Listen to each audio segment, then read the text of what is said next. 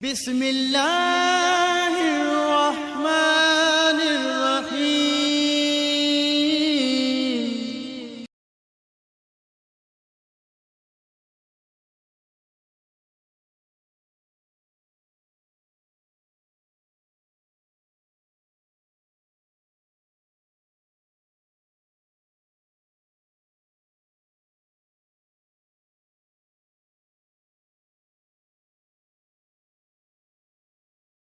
ونصلي على رسوله الكريم أما بعد فأعوذ بالله من الشيطان الرجيم بسم الله الرحمن الرحيم قل هو الله أحد الله الصمد لم يلد ولم يولد ولم يكن له كفوا أحد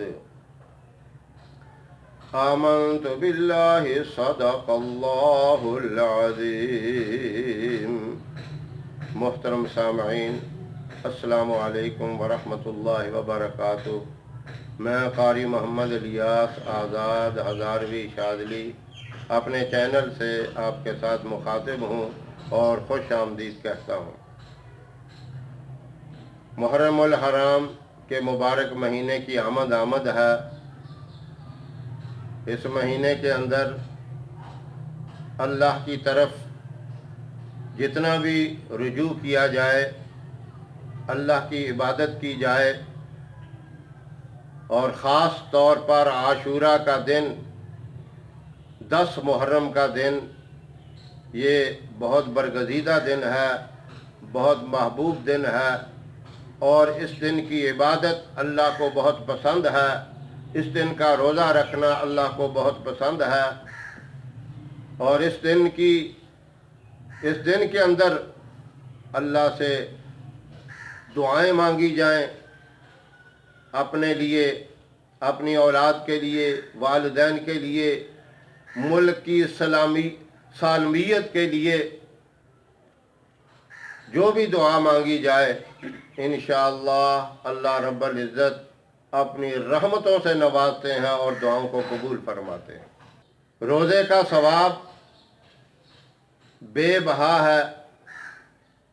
عبادت 60 سنہ، 60 سال کی عبادت کا ثواب بتایا گیا کہ 60 سال تک جو دن میں روزہ رکھے اور رات کو عبادت کرے، ایک دن کا اتنا بڑا اجر اللہ عطا فرما دیتے ہیں۔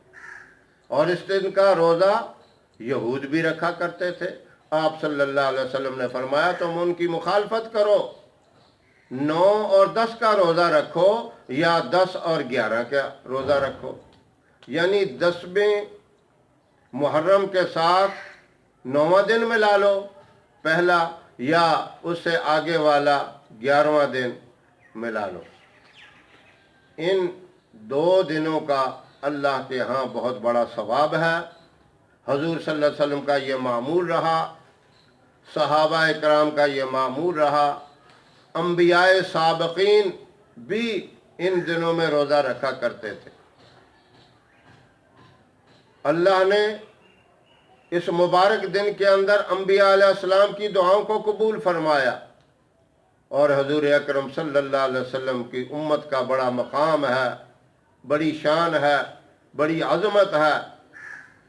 آدم علیہ السلام نے اپنے آخری ایام میں فرمایا تھا، جبکہ 40,000 کا مجمع بیٹھا ہوا تھا، آپ نے فرمایا مجھ سے ایک بھول ہو گئی، مجھ سے ایک خطا ہو گئی، 300 سال روتا رہا، تب جا کے مجھے معافی ملی۔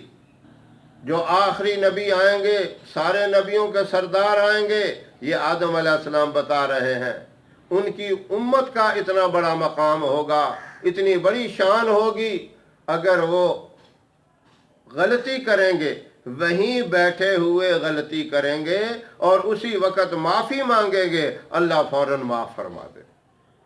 اور پھر اتنا بڑا انعام، ان غلطیوں کے نام و نشان کو مٹا کر اللہ رب العزت ان کی جگہ پر نیکیاں لکھ دیں گے، تاکہ قیامت کے دن بھی محبوب صلی اللہ علیہ وسلم کا یہ امتی شرمندہ نہ ہو۔ یہ انعام اللہ نے فرمایا۔ یہ مبارک دن، یہ عظمت والا دن اللہ کے ہاں بڑا محبوب ہے۔ جو دعا مانگی جائے اللہ دعا کو قبول فرماتے ہیں۔ ان 2 دنوں کے اندر پہلی بات تو یہ ہے کہ روزہ بھی رکھیں اور اس کے ساتھ 4 رکعت نماز نفل اس طریقے سے ادا کریں، اکٹھے 4 نفل پڑھنے ہیں، 2 کر کے علیحدہ علیحدہ نہیں۔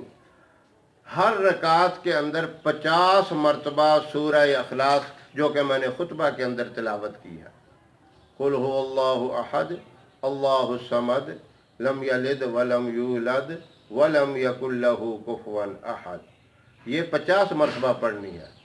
آپ نے یہ ہاتھ باندھے ہوئے ہیں اور انگلیوں پہ شمار کر سکتے ہیں، یہ دیکھ لیں انگلیوں کے جو نشانات ہیں، ایسے ہی ہاتھ باندھے ہوئے انگوٹھے کے ساتھ اس طرح اس نشان کے اوپر دبائیں، پھر دوسرے پہ، پھر تیسرے پہ، اس طرح یہ 15 نشان ہیں، 15 کو دبائیں، پہلے دائیں ہاتھ کے، پھر بائیں ہاتھ کے ذریعے شمار کریں۔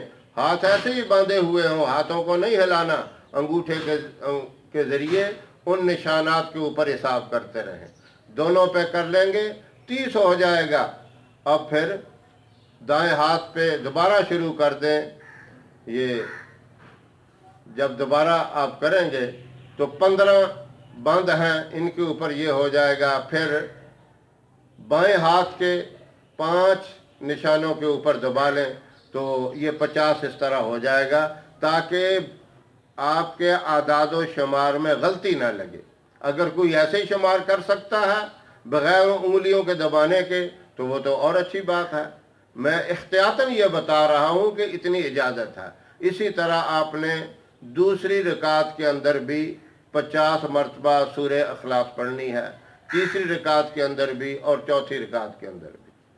اس کا ٹائم مکروہ وقت کے علاوہ جو مکروہ اوقات ہیں، جس طرح صبح سورج طلوع ہونے کا وقت اور دوپہر کو جب سورج سر پہ ہوتا ہے، شام کو جب سورج غروب ہوتا ہے، یہ 3 اوقات ایسے ہیں ان میں سجدہ کرنا منع ہے۔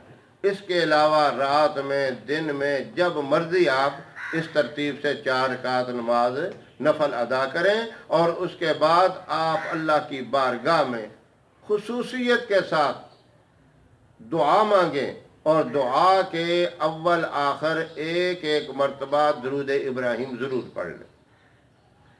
آپ صلی اللہ علیہ وسلم نے فرمایا جس دعا کے اول اور آخر درود ابراہیم پڑھا جاتا ہے وہ فضاؤں کو چیرتی ہوئی آسمانوں کی بلندیوں پہ پہنچتی ہے اور اللہ کے عرش کو ہلا کے رکھ دیتی ہے۔ اسی طرح آپ نے دوسرے دن بھی یہ 4 رکعت نماز نفل ادا کرنے ہیں، جس میں ہر رکعت میں 50 مرتبہ سورہ اخلاص آپ نے پڑھنی ہے۔ باقی جو سورہ فاتحہ کے بعد صورتیں پڑھی جاتی ہیں وہ جہاں سے مرضی آپ پڑھ لیں۔ آپ کو قرآن پاک یاد ہے، جہاں سے پڑھ لیں، آخری 10 صورتوں میں سے جو مرضی پڑھ لیں۔ سورت اخلاص تو آپ نے پڑھنی ہی ہے، وہ تو 50 مرتبہ ہے، لیکن اس کے علاوہ رکعتوں کے اندر دوسری صورتیں پڑھیں۔ الم تری کیف فعل ربک باصحاب الفیل، یہ آپ پہلی میں پڑھ سکتے ہیں، دوسری رکعت میں لإیلاف قریش پڑھ سکتے ہیں، تیسری میں ارأیت الذی یکذب بالدین، اور چوتھی میں انا اعطیناک الکوثر۔ یہ ترتیب سے ہیں، اس سے اگلی 4 بھی پڑھ سکتے ہیں، یعنی جہاں سے بھی آپ کو قرآن پاک یاد ہے وہ پڑھ لیں۔ اس ترتیب سے آپ نے اگر 9 تاریخ کا روزہ رکھا ہے اس دن بھی پڑھیں اور 10 کو بھی پڑھیں، اور اگر آپ نے 11 کا روزہ رکھا ہے پھر 10 اور 11 کو پڑھیں، اور خصوصی رو رو کر اللہ سے دعائیں مانگیں۔ انشاءاللہ آپ کی دعائیں بھی قبول ہوں گی، اللہ پاک رزق کی بھی فراخی عطا فرمائیں گے، اللہ پریشانیوں کو بھی دور کریں گے، اور گھر کے اندر اتفاق، محبت، اخوت اور بھائی چارہ پیدا ہوگا۔ اللہ رب العزت مجھے بھی آپ سب کو اس نیک عمل کو کرنے کی توفیق عطا فرمائے، اس بابرکت اور برگزیدہ وظیفے کو کرنے کی توفیق عطا فرمائے۔ ہماری ویڈیو آپ کو پسند آئے تو اسے لائک کریں، شیئر کریں، ہمارے چینل کو بھی سبسکرائب ضرور کریں اور ہمارے فیس بک پیج کو بھی لائک کریں۔ اللہ پاک آپ کا حامی ہو، ناصر رہے۔ وآخر دعوانا ان الحمدللہ رب العالمین۔ السلام علیکم ورحمۃ اللہ وبرکاتہ۔